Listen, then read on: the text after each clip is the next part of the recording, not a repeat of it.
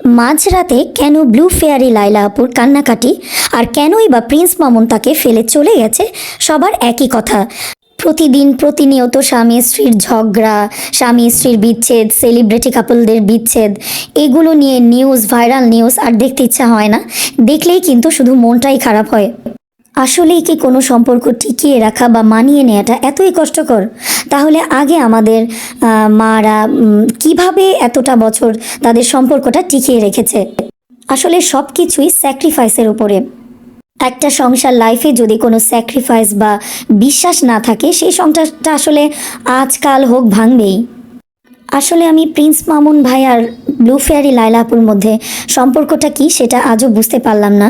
তারা কি husband wife নাকি এমনিতেই তারা একসাথে থাকে, আমি আসলে জানি না।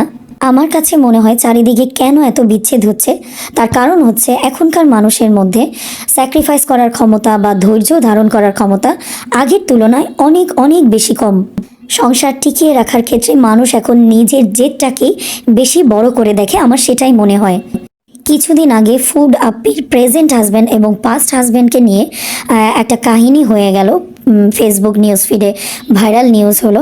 এখন আবার প্রিন্স মামুন ভাইয়া আর ব্লু ফেয়ারি লায়লা আপুর মধ্যে কী হলো যে তারা ব্লু ফেয়ারি লায়লা আপুর মাঝরাতে কান্নাকাটি শুরু হয়ে গেল।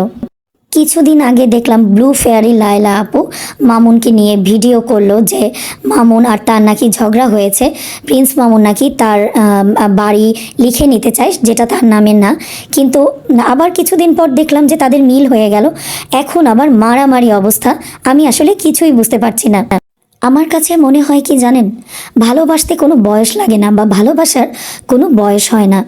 আপনি যেই এজেরই হোক না কেন, আপনাদের দুজনের মধ্যে যদি আন্ডারস্ট্যান্ডিং ভালো থাকে বা বিশ্বাসটা থাকে বা স্যাক্রিফাইস করার মাইন্ড থাকে, তাহলে অবশ্যই আপনাদের সংসারটা টিকে যাবে ইনশাল্লাহ।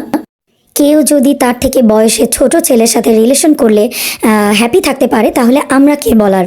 বাট কালকে আমি এই ভিডিওটা দেখে খুবই অবাক হলাম যে লায়লা বলছে প্রিন্স মামুন তার কাছে গুলশানে 10-15 তলা বাড়ি চাচ্ছে বা 50-60 কোটি টাকা চাচ্ছে।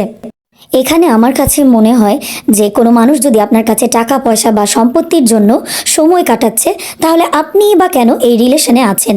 নিশ্চয়ই আপনি তার কাছ থেকে কোনো কিছু পাচ্ছেন, হয়তো সেজন্যই আপনি প্রিন্স মামুনের কাছে থাকছেন।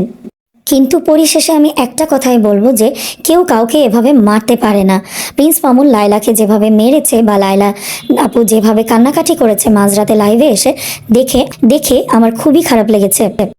একটা মেয়ে যদি বিপদে পড়ে, সে যেরকমই হোক না কেন, তাকে সিকিউরিটি দেয়া আপনাদের কর্তব্য। লায়লা আপু নাকি 999-এ কল দিয়েছিল, কিন্তু সে সেখান থেকে কোনো হেল্পই পায় নাই।